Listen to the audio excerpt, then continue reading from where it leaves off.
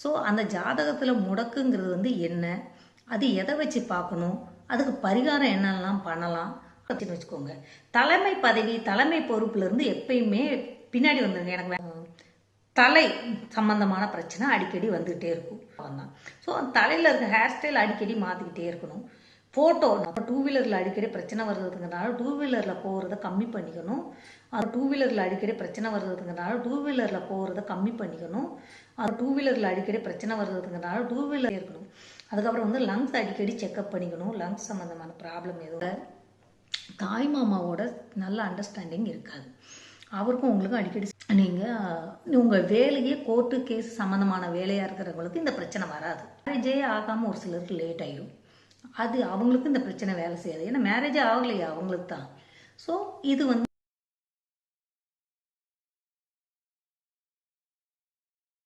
ஓம் கேளக்கிய சித்தர் நமோ நமக, ஓம் கேளக்கிய சித்தர் நமோ நமக, ஓம் கேளக்கிய சித்தர் நமோ நமக. எல்லாருக்கும் போதிவிகம் சேனல்லேருந்து நமஸ்காரங்க, வணக்கம். எல்லாருமே சேனலை சப்ஸ்கிரைப் செய்ய மாட்டேங்கிங்க, வீடியோ லைக் பண்ண மாட்டேங்கிங்க, அப்படியே பார்த்துட்டு போயிடுறீங்க. அந்த மாதிரி பண்ணால் எனக்கு வீடியோ வந்து மானிட்டேஷன் ஆகாது. ஸோ மறந்துடாமல் எல்லோரும் சப்ஸ்கிரைப் பண்ணுங்கள், ஃபாலோ பண்ணுங்கள், ஷேர் பண்ணுங்கள் உங்கள் ஃப்ரெண்ட்ஸ் அண்ட் ஃபேமிலிக்கு. அதுக்கப்புறம் வந்து லைக் பண்ணுங்கள் ஃபஸ்ட்டு என்னோடய வீடியோவை. ஸோ அப்போ வந்து நிறைய பேருக்கு வந்து இந்த வீடியோ வந்து கிடைக்கும். ஸோ இந்த மாதிரி நிறைய விஷயம் வந்து எல்லாத்துக்கும் வந்து போய் சேரும். ஓகேவா? இன்றைக்கி நம்ம என்ன பார்க்க போகிறோம்னா, ஜாதகத்தில் இப்போ சொல்லிக்கிட்டு இருக்காங்க முடக்கு முடக்கு முடக்குன்னு சொல்லி சொல்கிறாங்க. ஸோ அந்த ஜாதகத்தில் முடக்குங்கிறது வந்து என்ன, அது எதை வச்சு பார்க்கணும், அதுக்கு பரிகாரம் என்னெல்லாம் பண்ணலாம் அப்படின்னு சொல்லி நிறைய விஷயம் சொல்கிறாங்க. ஸோ அந்த முடக்கை பற்றி வந்து நான் இன்றைக்கி சொல்கிறேன். முடக்குனா என்ன, அது முடக்கு எதை வச்சு பார்க்கணும் அதை பற்றி சொல்கிறேன். அந்த முடக்குக்கு அந்த முடக்குக்கு பரிகாரம் என்ன அப்படின்னு சொல்லும் போதில் அந்த கோயில் என்னங்கிறது வந்து நீங்கள் எனக்கு மெசேஜ் பண்ணுங்கள். நான் வந்து உங்களுக்கு வந்து சொல்கிறேன். ஏன்னா அது வந்து சீக்ரெட்டு, அது வந்து யாருக்கும் சொல்லக்கூடாது. அந்த கோவில் மேக்சிமம் வந்து கோயில் வந்து மேக்ஸிமம் தெரியும், எல்லாத்துக்கும் தெரிஞ்சிருக்கும். ஆனால் கோயிலில் போய் எப்படி பூஜை பண்ணணும் என்ன அப்படிங்கிறது வந்து சீக்ரெட்டு. அதை வந்து அவ்வளோ ஈஸியாக வந்து சொல்ல மாட்டாங்க யாரும். ஸோ நானும் அதை பற்றி அந்த கோயிலை பற்றி சொல்ல, ஆனால் அந்த முடக்கு எப்படி பார்க்கணும், ஸோ உங்களுக்கு உங்கள் லக்னத்துலேருந்து எத்தனாவது பாவம் உங்களுக்கு முடங்கி இருக்குது அப்படிங்கிறத வந்து நீங்கள் தெரிஞ்சுக்கலாம். அதை வச்சு நீங்கள் வந்து அதுக்கு என்ன பண்ணலாம் அப்படின்னு சொல்லி உங்களுக்கு தாந்திரிக பரிகாரம் சொல்கிறேன். அதை வந்து நீங்கள் ஃபாலோ பண்ணாலே உங்களுக்கு வந்து ஓரளவுக்கு வந்து பிரச்சனை இல்லாமல் ஓடிக்கிட்டு இருக்கும். இல்லை கோவில் பரிகாரம் பண்ணணும் அப்படின்னு நினச்சிங்கன்னா எனக்கு ஃபோன் பண்ணுங்கள். நான் வந்து என்னோடய நம்பர் இதில் வரும். அந்த நம்பருக்கு நீங்கள் கால் பண்ணி மெசேஜ் போட்டிங்கன்னா, வாட்ஸ்அப் மெசேஜ் போட்டிங்கன்னா உங்களுக்கு வந்து கோவில் பரிகாரம் என்னென்னு வந்து நான் வந்து சொல்கிறேன். ஓகேவா? அதுக்கு அடுத்து ஒவ்வொரு நட்சத்திரத்துக்கும் முடக்கு நட்சத்திரம் என்ன அப்படின்னு சொல்லிட்டு நான் சொல்கிறேன். முடக்குங்கிறது வந்து ஃபஸ்ட்டு எப்படி பார்க்கணுன்னா, நம்ம வந்து நம்ம ஜாதகத்தில் சூரியனை வச்சு நம்ம வந்து முடக்கு பார்க்கணும். சூரியன் எந்த நட்சத்திரத்தில் நிற்குதுன்னு பாருங்கள். சூரியன் வந்து அஸ்வினியில் நின்னா எந்த நட்சத்திரம் முடக்கு, அந்த மாதிரி இருக்குது. ஸோ சூரியன் வந்து எந்த நட்சத்திரத்தில் நிற்காருன்னு பார்த்தீங்கன்னா அந்த நட்சத்திரத்தை வச்சு இன்னும் உங்களுக்கு எந்த நட்சத்திரம் முடக்குன்னு சொல்லி நான் வந்து சொல்கிறேன். எழுதிக்கோங்க, நோட் பண்ணிக்கோங்க. போர்டில் கூட வரும், அதை கூட ஸ்க்ரீன்ஷாட் எடுத்து வச்சுக்கிட்டாலும் பரவாயில்ல. ஓகேவா? நான் இப்போ சொல்கிறேன் எந்த நட்சத்திரம் முடக்குன்னு நோட் பண்ணிக்கோங்க. உங்களுக்கு வந்து சூரியன் வந்து அஸ்வினியில் நின்னார்னா பூர நட்சத்திரம் வந்து உங்களுக்கு முடக்கு. ஸோ சூரியன் வந்து கிருத்திகையில் நின்னார்னா ஆயில்ய நட்சத்திரம் உங்களுக்கு முடக்கு. சூரியன் பரணியில் நின்னார்னா மக நட்சத்திரம் உங்களுக்கு முடக்கு. சூரியன் ரோகிணியில் நின்னா பூச நட்சத்திரம் உங்களுக்கு முடக்கு. சூரியன் மிருகசரீரத்தில் நின்னா புனர்பூசம் உங்களுக்கு வந்து முடக்கு. சூரியன் திருவாதிரையில் நின்னார்னு வச்சுக்கோங்க, மிருகசரீரங்கிறது வந்து உங்களுக்கு சூரியன் வந்து திருவாதிரையில் நின்னா உங்களுக்கு ரோகிணியில் நின்னா உங்களுக்கு வந்து பூசம் வந்து முடக்கு. சூரியன் வந்து மிருகசரீரத்தில் இருந்தால் உங்களுக்கு புனர்பூசம் வந்து முடக்கு. சூரியன் திருவாதிரையில் இருந்தால் திருவாதிரை தான் உங்களுக்கு முடக்கே, அதே பாவம் தான் உங்களுக்கு முடக்கா வரும். சூரியன் வந்து புனர்பூசத்தில் இருந்தால் மிருகசரீரம் வந்து உங்களுக்கு வந்து முடக்கா இருக்கும். சூரியன் வந்து பூசத்தில் இருந்தார்னா உங்களுக்கு வந்து கிருத்திகை வந்து முடக்கா இருக்கும். சூரியன் வந்து ஆயில்யத்தில் இருந்தார்னா, சூரியன் வந்து பூசத்தில் இருந்தார்னா உங்களுக்கு வந்து ரோகிணி வந்து முடக்கா இருக்கும். சூரியன் ஆயில்யத்தில் இருந்தார்னா உங்களுக்கு வந்து கிருத்திகை வந்து முடக்கா இருக்கும். சூரியன் மக நட்சத்திரத்தில் இருந்தால் உங்களுக்கு வந்து அஸ்வினி பரணி வந்து முடக்கா இருக்கும். சூரியன் பூரத்தில் இருந்தால் உங்களுக்கு வந்து அஸ்வினி வந்து முடக்கா இருக்கும். சூரியன் வந்து உத்தரத்தில் இருந்தாருன்னு வச்சுக்கோங்க, உங்களுக்கு ரேவதி வந்து முடக்கா இருக்கும். சூரியன் வந்து ஹஸ்தத்தில் இருந்தாருன்னா உங்களுக்கு உத்திரட்டாதி முடக்கா இருக்கும். சூரியன் வந்து சித்திரையில் இருந்தால் உங்களுக்கு வந்து சதய நட்சத்திரம் வந்து பூரட்டாதி நட்சத்திரம் வந்து முடக்கா இருக்கும். சூரியன் வந்து சுவாதியில் இருந்தால் உங்களுக்கு வந்து சதயம் வந்து முடக்கா இருக்கும். சூரியன் வந்து விசாகத்தில் இருந்தால் உங்களுக்கு வந்து அவிட்டம் வந்து முடக்கா இருக்கும். சூரியன் வந்து அனுசத்தில் இருந்தாருன்னு வச்சுக்கோங்க, உங்களுக்கு வந்து திருவோணம் வந்து முடக்கா இருக்கும். சூரியன் வந்து கேட்டையில் இருந்தால் உங்களுக்கு உத்திராடம் வந்து முடக்கா இருக்கும். சூரியன் வந்து மூலத்தில் இருந்தால் உங்களுக்கு வந்து பூராடம் வந்து முடக்கா இருக்கும். சூரியன் வந்து பூராடத்தில் இருந்தால் உங்களுக்கு வந்து மூலம் வந்து முடக்கா இருக்கும். சூரியன் வந்து உத்திராடத்தில் இருந்தால் உங்களுக்கு கேட்டை வந்து முடக்கா இருக்கும். சூரியன் வந்து திருவோணத்தில் இருந்தால் உங்களுக்கு அனுசம் முடக்கா இருக்கும். சூரியன் வந்து அவிட்டத்தில் இருந்தால் உங்களுக்கு விசாகம் வந்து முடக்கா இருக்கும். சூரியன் வந்து சதயத்தில் இருந்தால் உங்களுக்கு சுவாதி வந்து முடக்கா இருக்கும். சூரியன் வந்து பூரட்டாதியில் இருந்தார்னு வச்சுக்கோங்க, உங்களுக்கு வந்து சித்திரை வந்து முடக்கா இருக்கும். சூரியன் உத்திரட்டாதியில் இருந்தால் உங்களுக்கு ஹஸ்தம் முடக்கா இருக்கும். சூரியன் ரேவதியில் இருந்தால் உங்களுக்கு வந்து உத்திரம் வந்து முடக்கா இருக்கும். இப்படி ஒவ்வொரு நட்சத்திரமும் ஒவ்வொருத்தங்களுக்கும் ஒவ்வொரு நட்சத்திரம் வந்து முடக்காயிடும். ஸோ அந்த முடக்கு நட்சத்திரம் முன்னது உங்கள் லக்னத்துலேருந்து பாருங்கள். உங்கள் லக்னம் என்ன லக்னம்னு பார்த்துக்கோங்க. இப்போ மேச லக்னம்னு வச்சுக்கோங்க. நீங்கள் எக்ஸாம்பிளுக்கு சொல்கிறேன், மேச லக்னம்னு வச்சுக்கோங்க. உங்களுக்கு வந்து சூரியன் வந்து ரேவதி 1ஆம் பாவத்திலேயோ ரேவதி 3ஆம் பாவத்திலேயே இருக்காரு. ஸோ உங்களுக்கு வந்து முடக்கான நட்சத்திரம் என்ன நட்சத்திரம் முடக்குன்னா உத்திரம். ரேவதிக்கு உத்திரம் தான் முடக்கு. ஸோ அந்த உத்திரங்கிறது வந்து எந்த பிளேஸில் இருக்குதுன்னு பார்க்கணும். சிம்மராசியில் இருக்கும் உத்திரம். முதட்டு பாதம் தான் பார்க்கணும். 2ஆம் பாவம் 3ஆம் பாவம்லாம் கண்ணியில் இருக்குது, அதை கணக்கு வைக்கக்கூடாது. ஒரு லக்னத்தில் ஒரு பாவத்தில் எந்த பாவத்தில் முதட்டு பாவம் எந்த பாதம் விழுதோ அதைத்தான் நம்ம வந்து எடுத்துக்கணும். ஸோ உத்திரம் 1ஆம் பாதங்கிறது வந்து எங்கே விழுகுது? சிம்ம ராசியில் விழுது. ஸோ அந்த மேச லக்னத்துலேருந்து சிம்மராசி சிம்மத்தை கவுண்ட் பண்ணால் 5வது வீடாக வரும். ஸோ இந்த நபருக்கு 5ஆம் பாவம் தான் முடங்கி இருக்குன்னு அர்த்தம். ஸோ அந்த 5ஆம் பாவம் முடங்குனா அதனால என்னென்ன பிரச்சனைலாம் வருமோ அவர் வந்து அதெல்லாம் ஸ்பேஸ் பண்ணிக்கிட்டு தான் இருப்பார். ஸோ இந்த மாதிரி ஒவ்வொரு பாவம் இப்போ அவரே மிதுன லக்னத்துக்காரர்னு வச்சுக்கோங்க, அவருக்கு வந்து சிம்மம் வந்து எத்தனாவது வீடாக வரும்? 3வது வீடாக வரும். ஸோ 3வது பாவம் முடங்கி இருக்கிற மாதிரி நம்ம எடுத்துக்கணும். அதே அவர் வந்து கன்னி லக்னத்துக்காரர்னு வச்சுக்கோங்க, அவருக்கு வந்து 12ஆம் பாவம் முடங்கி இருக்கிறதா அர்த்தம். ஸோ இந்த மாதிரி ஒவ்வொரு லக்னத்துக்காரங்களுக்கும் பாவங்கிறது வந்து மாறுபடும். ஸோ அது எந்த பாவம் இருக்குதோ அந்த பாவம் அது முடங்கி இருக்குன்னு அர்த்தம். ஸோ அந்த பாவத்துக்கு முடங்கி இருக்குன்னா அந்த பாவத்துக்குரிய கோயிலுக்கு போய் அர்ச்சனை அபிஷேகம்லாம் பண்ணி அதுக்கு ஒரு சின்ன பூஜை இருக்குது, அதெல்லாம் செஞ்சுட்டு வந்தால் அந்த பாவங்கிறது வந்து முடக்குலேருந்து நிவர்த்தி ஆயிடும். ஸோ முடக்கு கிளியர் ஆயிடுச்சுன்னா அவங்க லைஃப் வந்து பிரச்சனை இல்லாமல் போய்கிட்டு இருக்கும். ஸோ ஒவ்வொருத்தவங்களுக்கும் ஒவ்வொரு பாவம் முடக்குன்னு சொல்லியிருக்கேன். இப்போ 1ஆம் பாவத்துலேருந்து முடக்கு வந்துச்சுன்னா என்ன மாதிரி பிரச்சனை வரும், அதுக்கு என்ன மாதிரி வாழ்வியல் பரிகாரம் என்ன மாதிரி பண்ணலாங்கிற மட்டும் சொல்கிறேன். அதை வந்து நீங்கள் இது பண்ணுவோம். ஏன்னா வாழ்வியல் பரிகாரம்னா என்ன, நம்மளுக்கு என்ன பிரச்சனை வருதோ அந்த பிரச்சனையிலேருந்து நம்மளே தனியாக நம்மளை விடுவிச்சுக்கிட்டோம்னா அந்த பிரச்சனைங்கிறது நம்மளுக்கு வந்து வராது. ஸோ அது என்ன மாதிரி பிரச்சனை வரும், அதுக்கு என்ன மாதிரி நம்ம இது பண்ணணும்னு நான் சொல்கிறேன்.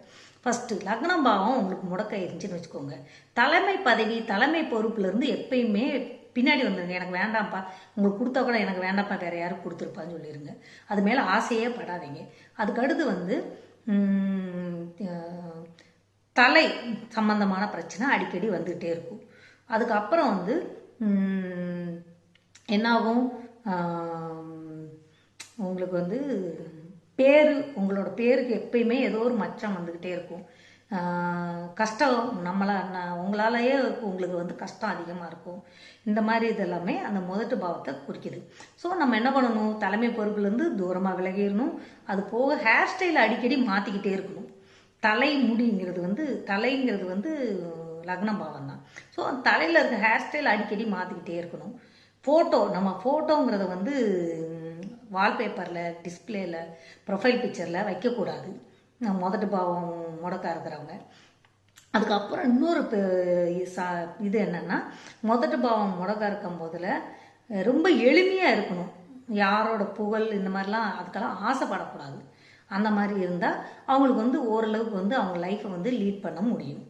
அது வந்து எப்பயுமே இது வாழ்வியல் பரிகாரம், எப்பயுமே ரெகுலராக செஞ்சுக்கணும்.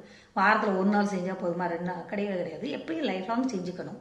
கோயிலுக்கு போகலைன்னா, இன்கேஸ் கோயிலுக்கு போயிட்டு வந்தால் பிரச்சனை இல்லை. கோயிலுங்கிறது வந்து வருஷத்துக்கு 2 தடவை போயிட்டு வரணும், அந்த கோயில் முடக்கு கோயில் சொன்னோம்னா. ஓகே. அதுக்கு அடுத்து 2ஆம் பாவம் முடக்க, இந்த ஃபேமிலியில் அடிக்கடி பிரச்சனை வந்துக்கிட்டே இருக்கும். இவங்க பேசி ஏதாவது யார்கிட்டையாவது ஏதாவது நல்லதுக்கு பேசினாலும் கூட கெட்டதாக தான் எடுத்துப்பாங்க. அதுக்கப்புறம் வந்து சொன்ன வாக்கை வந்து இவங்களால் காப்பாற்ற முடியாது. தரவாத்த கண்ணு சம்மந்தமான, முகம் சம்மந்தமான பிரச்சனை வந்துக்கிட்டே இருக்கும். ஸோ இந்த மாதிரி இதுக்கு இவங்க என்ன பண்ணணும்னா, ஃபேஸை இவங்களுக்கு கூட ஃபோட்டோ வந்து முகத்தை வந்து அவங்களோட முகத்தை வந்து வெளியே காமிக்கக்கூடாது. யாருக்கும் ஃபோட்டோ எடுத்து இதில் போடுவோம்ல, அடிக்கடி ஃபோட்டோ எடுக்கக்கூடாது. அப்புறம் இப்போ இந்த பேங்க் பாஸ்புக் இந்த மாதிரிலாம் வச்சுருப்பாங்களே, அதில் இவங்க ஃபோட்டோ ஒட்டுவாங்க பார்த்தீங்களா, அந்த மாதிரிலாம் ஒட்டினா பிரச்சனை வந்துக்கிட்டே இருக்கும். அதுக்கப்புறம் வந்து இவங்களோட பேரை மாற்றி வச்சுக்கணும். இந்த மாதிரியெல்லாம் பேரை அடிக்கடி எழுதக்கூடாது. ஸோ இந்த மாதிரிலாம் பிரச்சனையெல்லாம் இந்த மாதிரிலாம் ஒரு வாழ்வியல் பரிகாரம் பண்ணாங்கன்னா பிரச்சனைங்கிறது கொஞ்சம் கம்மியாக இருக்கும். மெயின் ஃபேமிலியிலேருந்து ரொம்ப தூரமாக போயிடணும். அதிகமாக ஃபேமிலியில் பக்கத்துலேயே இருக்கக்கூடாது. ஃபேமிலியிலேருந்து எவ்வளோ தூரம் போகிறோமோ அவ்வளோ தூரம் இவங்களுக்கு வந்து பெட்ரு. ஸோ 3வது பாவம் முடக்காய்ச்சின்னு வச்சுக்கோங்க. தம்பிங்களோட அடிக்கடி சண்டை வந்துக்கிட்டே இருக்கும். இது வந்து தைரிய வீரியஸ்தானங்கிறதுனால தைரிய வீரிய விஜயஸ்தானம்னு சொல்லுவாங்க. ஸோ என்னென்னா చాలా பயம், தைரியம் இல்லாத ஆளாக இருப்பாங்க. அதுக்கப்புறம் வந்து இந்த சொல்லுவாங்களே ஸ்பெர்ம் கவுண்ட் கம்மியாக இருக்குது, இல்லை லேடிஸ்க்கு ஓவரியனில் கவுண்ட் கம்மியாக இருக்குது, அதனால் வந்து பெரிய குழந்தைங்க பிறக்கிறதுல கொஞ்சம் ப்ராப்ளமாக இருக்குது அப்படின்லாம் சொல்லுவாங்க பார்த்தீங்களா. அதெல்லாம் இந்த செக்டாரில் தான் வரும், அந்த 3ஆம் பாவம் செக்டாரில் தான். அதுக்கப்புறம் வந்து இன்னொன்று என்ன தெரியுமா, 3ஆம் பாவங்கிறது வந்து நம்மளோட ஆர்னமெண்ட், கோல்டு ஆர்னமெண்ட்டோ இல்லைன்னா தங்க நகை இல்லைன்னா நார்மல் ஆர்னமெண்ட்டெல்லாம் 3ஆம் பாவத்தை தான் இருக்குது. அதுக்கப்புறம் வந்து என்னென்னா 3ஆம் பாவங்கிறது வந்து என்ன, 2 வீலர் எல்லாம் 3ஆம் பாவம் தான். அதுக்கப்புறம் டாக்குமெண்ட் சம்மந்தமான பிரச்சனை எல்லாமே 3ஆம் பாவம் தான்.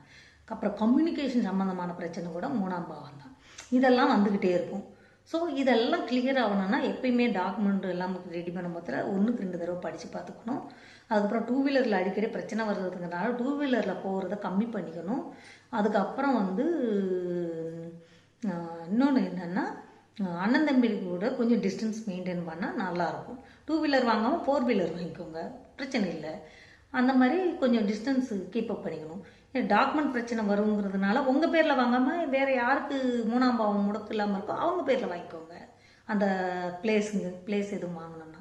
ஸோ இந்த மாதிரி பிரச்சனையெல்லாம் நீங்கள் வந்து இதுதான் வாழ்வியல் பரிகாரம் உங்களுக்கு. இந்த மாதிரி ஏதாவது பண்ணி நீங்கள் வந்து நிவர்த்தி பண்ணிக்கலாம்.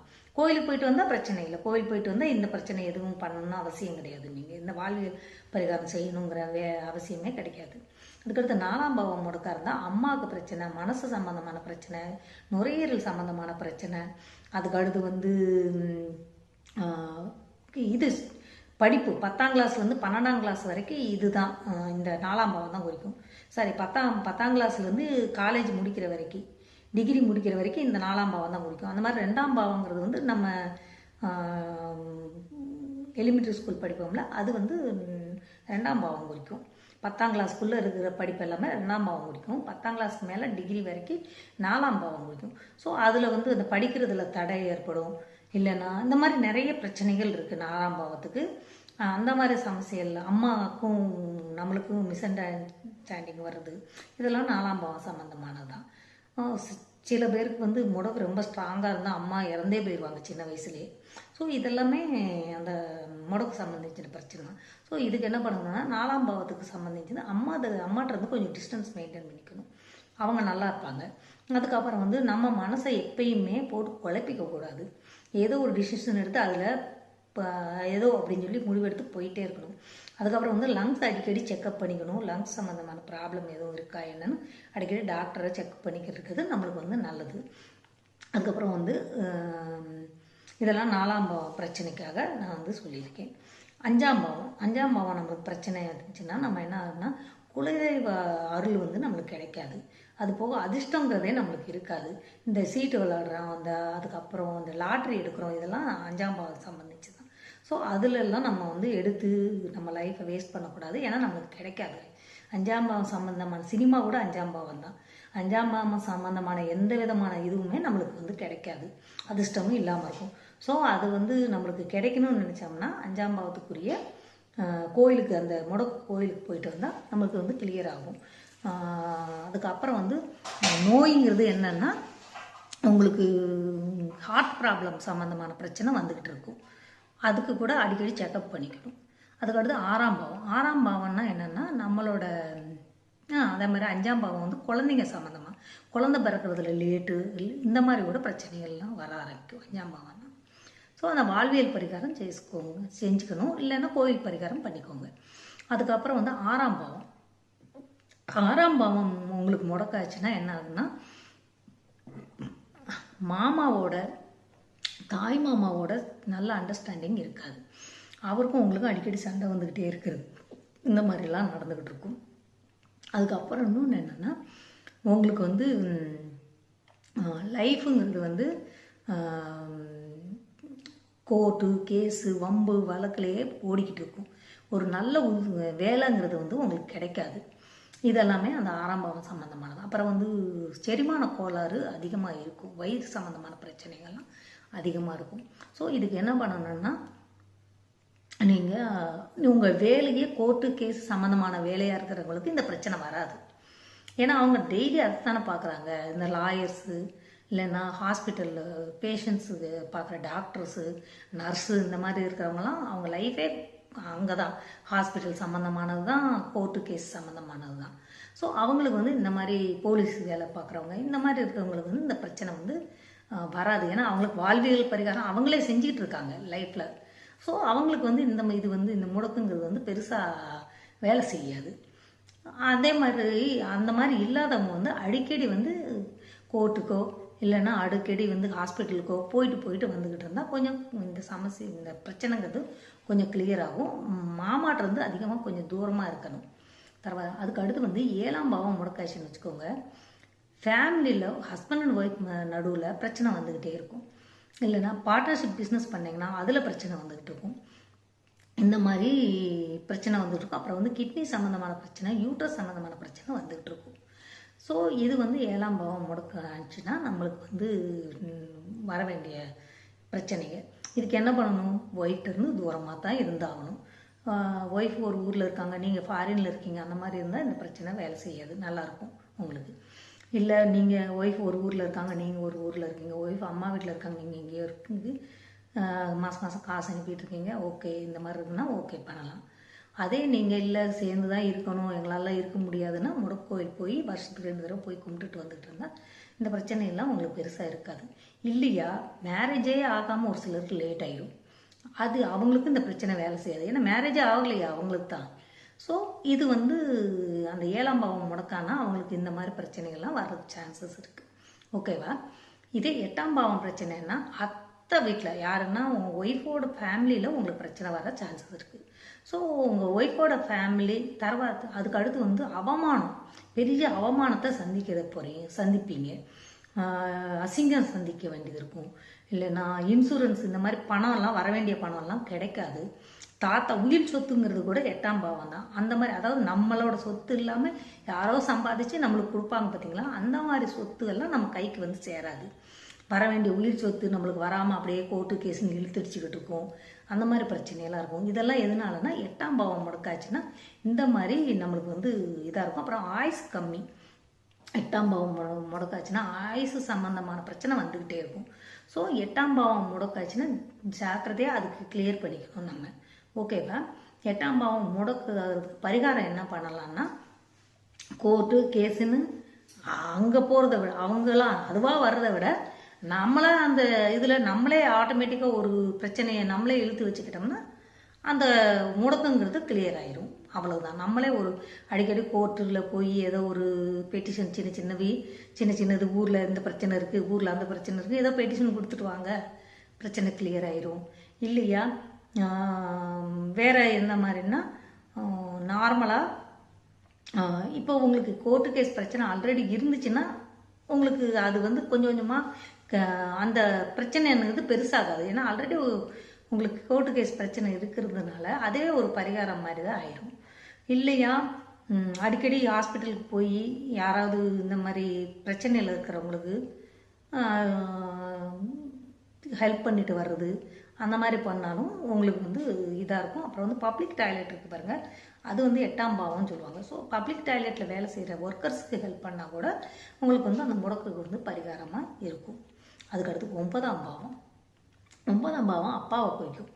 அப்பாவோட சரியாக ரிலேஷன்ஷிப் இல்லாமல் இருக்கிறது, அப்பா இறந்து போகிறது, அப்பா இருந்தாலும் இவங்க அது அவரால் எந்த யூஸும் இல்லை அப்படிங்கிற மாதிரி இருக்கிறது, இதெல்லாமே 9ஆம் பாவம் முடக்காயிடுச்சுன்னா நம்மளுக்கு வந்து நடக்கும். ஸோ அந்த 9ஆம் பாவம் முடக்காயிடுச்சுன்னா நம்ம வந்து என்ன பண்ணலாம்னா அப்பாவோட இருந்து நம்மளே டிஸ்டன்ஸ் கீப்பப் பண்ணிக்கணும். அப்போ அப்பா நல்லா இருப்பார். அதுக்கப்புறம் வந்து குருமார்கள் இருப்பாங்களே, பெரிய பெரிய குருமார்கள், அவங்ககிட்ட இருந்து நம்ம வந்து கொஞ்சம் டிஸ்டன்ஸும் மெயின்டைன் பண்ணணும். அதுக்கடுத்து இந்த எம்எஸ் படிக்க போகிறேன், எம்எஸ்சி படிக்க போகிறேன்னு ஹையர் எஜுகேஷனுக்கு போகிறத வந்து கொஞ்சம் ஸ்டாப் பண்ணி வச்சுக்கணும் இந்த கோயிலுக்கு போயிட்டு வர்ற வரைக்கும். ஏன்னா நீங்கள் முயற்சி பண்ணால் கூட அது நடக்காது. அப்போ இருக்கும் போதில் உங்களுக்கு வந்து மனசு கஷ்டமாகும். ஸோ அந்த இது வந்து கொஞ்சம் இது பண்ணிக்கணும். இன்னொன்று என்னதுன்னா கோயிலுக்கு போகிறதே நிப்பாட்டிக்கணும். இந்த இதில் இப்போ நான் சொல்கிறேன் 2-3 சொல்லுவேன், இதில் ஏதோ ஒன்றா நிப்பாட்டிக்கணும். நீங்கள் ஒன்றும் கோயிலுக்கு போகிறது, மொத்தம் கோயிலுக்கு போகிறதே நிப்பாட்டிடுங்க. அப்போ வந்து உங்களுக்கு வந்து முடக்கு வந்து மீதியெல்லாம் நல்லபடியாக வேலை செய்யும். ஏன்னா நீங்கள் ஆல்ரெடி ஒரு இதை அனுபவிக்கிறீங்க. அதே மாதிரி அப்பாவிலேருந்து தூரமாக இருந்தீங்கன்னு வச்சுக்கோங்க, நீங்கள் கோயிலுக்கு போயலாம், குருமார்களை பார்க்க போகலாம், இதெல்லாம் பார்க்க போகலாம். அப்பாட்டிருந்து தூரமாக இருக்கீங்கிறதுனால ஸோ உங்களுக்கு வந்து ஏதோ ஒன்று நீங்கள் வந்து பரிகாரமாக எடுத்து செஞ்சீங்கன்னா மீதி எல்லாமே உங்களுக்கு வந்து ஒர்க் ஆக ஆரம்பிச்சிடும் நல்லபடியாக. அதனால் நான் நிறைய பரிகாரம் சொல்லுவேன், இதில் ஏதோ ஒன்று வந்து நீங்கள் ஃபாலோ பண்ணிக்கணும் ஒவ்வொரு பாவத்துக்கும். ஓகேவா? அதுக்கடுத்து 10ஆம் பாவம். 10ஆம் பாவம் வந்து தொழில் ஸ்தானம். இதில் முடக்கு இருக்கும் போதில் வந்து நீங்கள் தொழில் பண்ணாமல் ஏதாவது வேலைக்கு போகிறது பெட்ரு. இல்லையா முடக்கு கோயிலுக்கு போய் பரிகாரம் பண்ணிட்டு வந்தால் உங்களுக்கு தொழிலில் முன்னேற்றம் வந்து வர ஆரம்பிக்கும். ஸோ 10ஆம் பாவம் முடக்கானப்ப அப்புறம் உங்கள் மாமியாரோட பிரச்சனை வர ஆரம்பிக்கும். அது பெண்ணாக இருந்தாலும் சரி, ஆணாக இருந்தாலும் சரி, மாமியாருக்கு உங்களுக்கு சேரவே சேராது, ஒத்து போகாது. அதுக்கப்புறம் வந்து தொடையில் வந்து பிரச்சனை வர ஆரம்பிக்கும். அடிக்கடி எது இருந்தாலும் தொடையில் அடிபடுறது, இந்த மாதிரிலாம் பிரச்சனை ஆரம்பிக்கும். ஸோ நீங்கள் என்ன பண்ணணும்னா 10ஆம் பாவம் முடக்கானப்ப 10ஆம் பாவம் 9ஆம் பாவத்துக்கு முடக்காச்சுன்னா தொடையில் பிரச்சனை வந்துக்கிட்டு இருக்கும். 10ஆம் பாவம் முடக்காச்சுன்னா ஜாயிண்ட் பெயின் இருக்குது பார்த்தீங்களா, முட்டிக்கால் வலி, அது வந்து அதிகமாக இருக்கும். ஸோ நீங்கள் என்ன பண்ணணும்னா இந்த முடக்குக்கு பரிகாரம் என்னன்னா, உங்கள் மாமியார்கிட்டருந்து தூரமாக இருக்கிறது ஃபஸ்ட்டு பரிகாரம். இல்லையா மாமியார் இல்லாத வீட்டில் ஒரு சிலர் இருப்பாங்க, அவங்களுக்கு அதிர்ஷ்டம்தான் அது. ஏன்னா அவங்களுக்கு வந்து அந்த முடக்கு வந்து வேலை செய்யாது. ஏன்னா ஆல்ரெடி மாமியார் இல்லைங்கிறதுனால ஒரு இதை வந்து அந்த முடக்கை எடுத்துருச்சு. ஸோ உங்களுக்கு அதனால பிரச்சனை வராது. அதுக்கப்புறம் வந்து இன்னொன்று என்னன்னா, அவங்களுக்கு இந்த அடிக்கடி முட்டிங்கால் பிரச்சனையினால ஹாஸ்பிட்டலில் இருப்பாங்களா நிறைய பேர், அந்த மாதிரி இருக்கவங்களுக்கு ஏதாவது ஹாஸ்பிட்டலில் போய் ஹெல்ப் பண்ணிட்டு வந்தாலும் உங்களுக்கு வந்து முடக்கு நிவர்த்தியாக இருக்கும். இன்னொன்று பிஸ்னஸ் சொந்த தொழிலை செய்யாமல் ஏதாவது ஜாபுக்கு போகிறது வந்து உங்களுக்கு நல்லது. அதுக்கப்புறம் வந்து 11ஆம் பாவம் முடக்கு. அந்த 11ஆம் பாவம் முடக்கினா உங்களோட அபிலாஷையில் எதுவும் நிறைவேறாது. உங்களோட அண்ணனுக்கு, உங்களோட சித்தப்பாக்கு உங்களுக்கு சேரவே சேராது.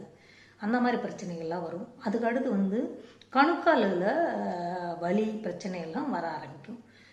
அந்த 11ஆம் பாவம் தான் லாபஸ்தானம். உங்களுக்கு என்ன வேலை பார்த்தாலும் அதில் லாபங்கிறது கிடைக்காது. இதெல்லாமே உங்களுக்கு வந்து 11ஆம் பாவத்தில் இருக்கிற பிரச்சனைகள். ஸோ இந்த இதை வந்து நீங்கள் கிளியர் பண்ணணுன்னா 11ஆம் பாவம் முடக்கோயில் போகணும். இல்லைன்னா 11ஆம் பாவத்துக்கான பரிகாரம் என்னென்னா, உங்கள் அண்ணன்ட்ட இருந்து இல்லை உங்கள் சித்தப்பாட்ட இருந்து தூரமாக இருக்கணும். அதுக்கப்புறம் வந்து ஆசைப்படுறதை நிப்பாட்டிக்கணும். நம்மளுக்கால நடக்காது, கொஞ்சம் கண்ட்ரோல் பண்ணிக்கோ அப்படின்னு சொல்லி உங்களுக்கு நீங்களே கண்ட்ரோல் பண்ணிக்கணும். அதுக்கடுத்து இன்னொன்று என்னென்னா, உங்களோட கணுக்கால் பிரச்சனையினால் யாராவது ஹாஸ்பிட்டலில் இருந்தால் அந்த மாதிரி இருக்கிறவங்களுக்கு ஹெல்ப் பண்ணுங்க. அப்போ வந்து அது வந்து உங்களுக்கு வந்து கொஞ்சம் ரிலீஃப் ஆகும். ஓகேவா? இதே மாதிரி 12ஆம் பாவம் முடக்காச்சுன்னா சரியாக தூக்கம் வராது. உங்களுக்கு வந்து விரயம் அதிகமாக இருக்கும், செலவு, ஹாஸ்பிட்டல் செலவு, அந்த செலவு அதிகமாக இருக்கும். தூக்கம் சரியாக வராது, செக்ஸில் சரியாக இன்ட்ரெஸ்ட் இருக்காது, தாம்பத்திய சுகங்கிறது வந்து இருக்காது. ஸோ இந்த 12ஆம் பாவம் மறைவு ஸ்தானம். இந்த ஸ்தானம் வந்து முடக்காய் இருக்கும் போதில் என்ன பண்ணணும்னா, பாதத்தில் வந்து பிரச்சனை வரும். இதெல்லாமே 12ஆம் பாவம் சம்பந்திச்சின பிரச்சனைகள். இது கிளியர் ஆகணும்னா என்ன பண்ணணும், யாருக்காவது செருப்பு வாங்கி கொடுக்கணும் பாதம் பிரச்சனைங்கிறதுனால. இன்னொன்று வந்து என்னென்னா உறவுக்காரத்துவம் யாருன்னா நம்மளோட அப்பாவோட அம்மா, அம்மாவோட அப்பா. சரியா? இவங்கள்ட்ட வந்து நம்ம வந்து என்ன பண்ணணும்னா தூரமாக இருக்கணும். ஏன்னா அவங்களோட பாசங்கிறது கிடைக்காது, அவங்கள்ட்ட இருந்து வர வேண்டிய சொத்து கூட வராமல் நீட்டிச்சுட்டே போகும். ஸோ அதனால் என்ன பண்ணணும்னா அவங்கள்ட்ட இருந்து நம்ம டிஸ்டன்ஸ் மெயின்டைன் பண்ணணும். இந்த 12ஆம் பாவம் முடக்காச்சுன்னா. அதுக்கப்புறம் வந்து இன்னொன்று என்னதுன்னா செருப்பு வாங்கி கொடுக்கணும் கஷ்டப்பட்டவங்களுக்கு, இந்த காலில் பிரச்சனை இருக்கிறவங்களுக்கு. கிராக் க்ரீமு, ஹீல்ஸு, இந்த கிராக் வந்துருக்கு பார்த்தீங்களா காலில், பித்த வெடிப்பு, அதுக்கு மருந்து கூட வாங்கி கொடுக்கலாம். இந்த மாதிரி இதெல்லாமே நீங்கள் வந்து செஞ்சுக்கிட்டு இருந்தால் இந்த 12ஆம் பாவம் முடக்குங்கிறது வந்து உங்களுக்கு கிளியர் ஆகும். ஓகேவா? உங்களுக்கு புரிஞ்சா? இந்த மாதிரி ஒவ்வொரு பாவம் முடக்கைத்து என்னென்ன நடக்கும், அதனால நீங்கள் என்ன பிரச்சனையை சந்திப்பீங்க, அதுக்குரிய தீர்வு பரிகாரம் என்ன அப்படிங்கிறது வந்து வாழ்வியல் பரிகாரமாக சின்னது சொல்லியிருக்கேன். கோவில் பரிகாரம் வேணால் எனக்கு மெசேஜ் பண்ணுங்கள் வாட்ஸ்அப்பில், நான் வந்து உங்களுக்கு டீட்டெயில்ஸ் அனுப்புகிறேன். எல்லாருக்கும் இதை பயன்படுத்தி உங்களோட லைஃப்பை சந்தோஷமாக வாழணும்னு வேண்டிக்கிறேன் அந்த ஆண்டவனை. ஓம் கேளக்கிய சித்தர் நமோ நமக. ஓம் கேளக்கிய சித்தர் நமோ நமக. ஓம் கேளக்கிய சித்தர் நமோ நமக. எல்லாரும் சந்தோஷமாக சுகமாக இருக்கணும். வீடியோவை லைக் பண்ணுங்கள். ஓகே, மறந்துடாதீங்க.